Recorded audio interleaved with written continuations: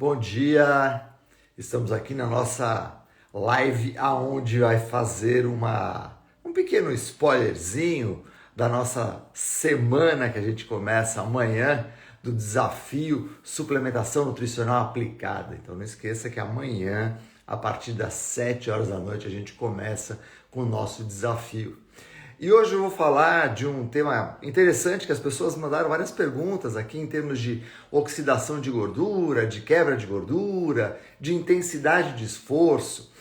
E é uma coisa importante porque sempre que você faz com um determinado objetivo a atividade física para reduzir gordura corporal, para aumentar a massa muscular, esse ajuste ele é necessário. Então, o que vai acontecer? Só para que a gente possa ficar na mesma página aqui, falando em termos metabólicos.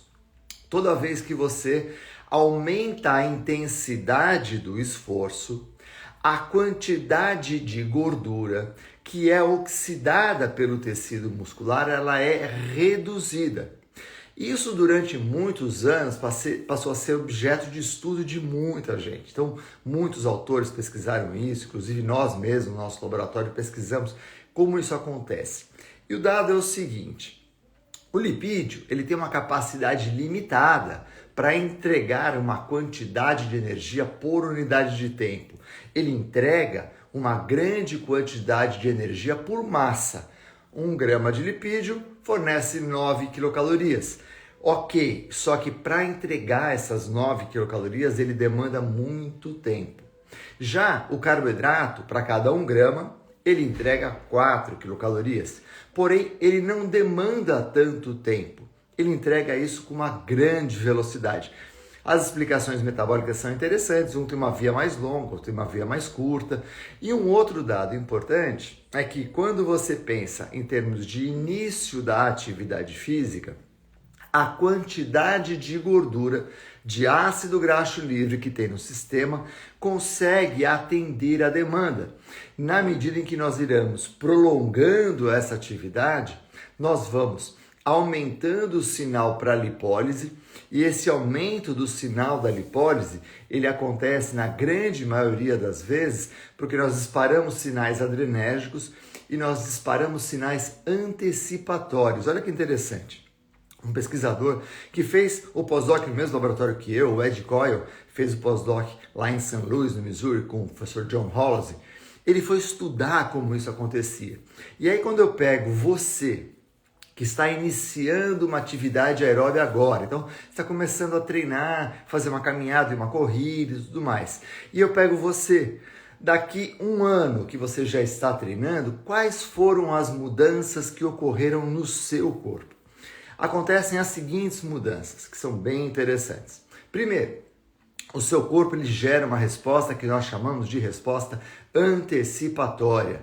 A resposta antecipatória ela é bem interessante porque você começa a amarrar o tênis, tal, por exemplo, estou preparado para fazer minha corrida aqui é quase a hora do almoço, então eu estou aqui colocando tênis, colocando shorts, na verdade a calça, o agasalho para ir correr e tal. Então, meu organismo ele já sabe, fala, ele vai correr, ele gera uma resposta antecipatória. Essa resposta antecipatória, ela faz o quê? Ela já atua na mobilização de ácidos graxos, já começa a aumentar a concentração de ácido graxo. Então, voltando ao nosso exemplo, você, há 1 ano atrás não treinava, hoje você já treina regularmente. Há 1 ano atrás você só caminhava e corria um pouquinho e tal. Hoje você já corre continuamente. O que acontece? O seu corpo já identificou esse sinal quando você vai fazer a corrida. Então ele faz um sinal antecipatório e ele consegue mobilizar essa gordura lá do tecido adiposo. Então esse é o primeiro sinal adaptativo. O segundo sinal adaptativo, que também é uma coisa particular, o nosso organismo ele começa a mudar as reservas de gordura. Ele pega, a gente tem gordura no tecido adiposo, né? Todo mundo sabe aonde, aqui, né? O pneuzinho, aqui, ali, né? Na medida em que você vai treinando, essa gordura, ela vai saindo desse reservatório e vai indo para um reservatório mais próximo do tecido muscular. Ou melhor, ele vai migrando para dentro do tecido muscular. É chamado de gordura intramuscular. Então, nós fazemos pequenas gotículas de triacilglicerol, de lipídio, que fica dentro da célula muscular. E aí o que acontece? Quando essa resposta antecipatória, que eu acabei de falar, né? Você começa a amarrar o tênis para ir correr e tal, daí ele começa já a mobilizar lipídio. Essa resposta antecipatória, ela acontece no tecido adiposo e ela vai acontecer também no próprio tecido muscular. E no tecido muscular, ela faz o quê? Ela tem uma via muito rápida, porque você pega aquela gotícula de triacilglicerol, hidrolisa e, pum, rapidamente já está disponível para ser oxidada. Então, isso faz com que a velocidade com que o indivíduo treinado comece a predominar a oxidação de gordura seja mais rápida do que a velocidade com que o indivíduo que está começando agora. Então, o indivíduo treinado ele faz isso mais rápido. Então, aquela historinha do tipo assim, eu levo meia hora para oxidar gordura. Esqueça isso. Na medida em que você vai treinando, mais rapidamente você vai utilizando a gordura predominantemente como fonte de energia. E a outra pergunta que veio, que é bem interessante, e que nós iremos discutir isso também mais intensamente no nosso desafio Suplementação Nutricional Aplicada, que começa amanhã às 19 horas. Se você não fez a inscrição, faça aqui no link da bio, que você vai receber o material que eu acabei de preparar ontem à meia-noite, para vocês terem uma ideia, ficou sensacional. E eu descrevo um pouco essas vias lá também, com mais tranquilidade. A outra coisa que me perguntaram é assim, mas Lancha, se eu fizer uma atividade física de alta intensidade, eu não vou oxidar gordura? Naquele momento que você fizer atividade de alta intensidade, a quantidade de gordura percentual utilizada no músculo é muito pequena. Já quando você faz uma atividade moderada, a quantidade de gordura que você está utilizando percentualmente é muito maior. Porém, uma equação que você precisa resolver com o professor de educação física que vai te orientar, e para isso é fundamental um teste chamado ergoespirométrico, ou conhecido como teste cardiopulmonar. O que faz esse teste? Esse teste ele vai identificar a minha capacidade aeróbia.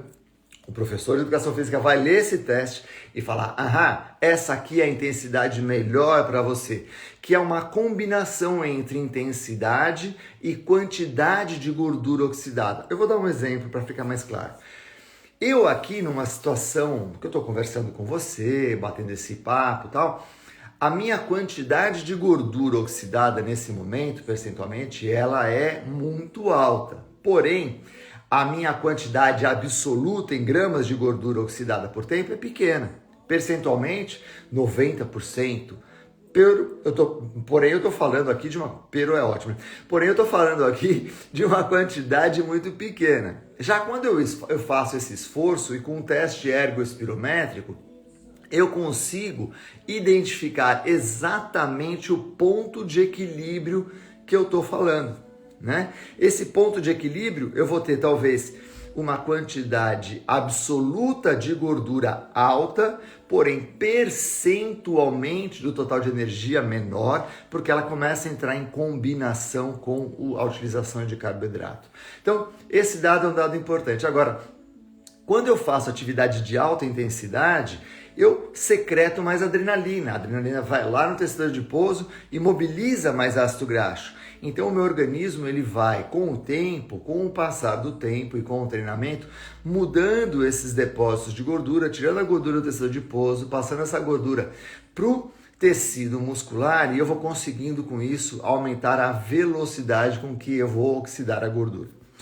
Esse pesquisador que eu falei para vocês, o Edward Coyle, ele mostrou um dado interessante, que é o seguinte: na medida em que você vai treinando, a quantidade de triacilglicerol que você diminui no sistema circulatório é proporcional à quantidade de triacilglicerol que vai aumentando no tecido muscular. Então, de novo, a quantidade de gordura que circula na forma de triglicerídeos, que o pessoal fala, né? O nome químico correto é triacilglicerol, que sai do sistema circulatório é proporcional à quantidade de triacilglicerol ou triglicerídeos que entra no tecido muscular. Então, esse é o efeito do treinamento. Na nossa semana de desafio aqui que a gente vai fazer para você acompanhar, que nós vamos falar sobre a suplementação nutricional aplicada, que começa amanhã. Eu vou descrever isso com mais detalhes e como você pode usar esses dados de uma forma muito consistente, de uma forma muito aplicada. Então, faça a inscrição aqui no link da bio, se inscreva. Você vai receber esse material que eu terminei de preparar ontem à noite, ficou muito bom. Por favor, se inscreve que o material ficou demais. Eu quero que você veja, eu quero que você avalie, fale, Blancha, ficou demais. Lá tem as referências, tem os esqueminhas e tal, e ficou bem didático. E a partir de amanhã, então, às 7 horas da noite, a gente vai fazer o nosso desafio suplementação nutricional aplicada, que serão 6 dias, serão 6 lives, aonde nós iremos compor todas essas informações que podem fazer a diferença no seu dia a dia. Bom, essa aqui era a nossa live relâmpago com mais um spoilerzinho da nossa Semana Nutrição, que nós vamos falar do nosso desafio suplementação nutricional aplicado, que começa amanhã. Então, inscreva-se no link da bio e eu espero você. Amanhã tem talvez mais um spoilerzinho que eu vou fazer aqui, tá bom? Tchau, pessoal. Agora eu vou treinar.